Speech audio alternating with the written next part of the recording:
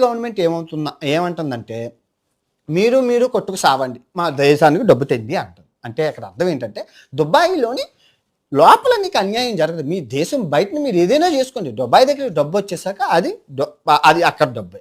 So ఇప్పుడు ఈ యూట్యూబర్లు అందరూ ఏం చేస్తారంటే ₹2,00,000 పెట్టి ఫ్రీలాన్సింగ్ వీసాని తీసుకుంటారు. ఫ్రీలాన్సింగ్ వీసా తీసుకుంటే వీడికి దుబాయ్ ఐడి అక్కడ ఉన్నట్లు, తర్వాత బ్యాంక్ అకౌంట్ ఇస్తారు. సో ఆ బ్యాంక్ అకౌంట్ నువ్వు దేనికి ప్రపంచంలో ఎక్కడికి ఇచ్చినా వచ్చే డబ్బుకి ట్యాక్స్ ఉండదు.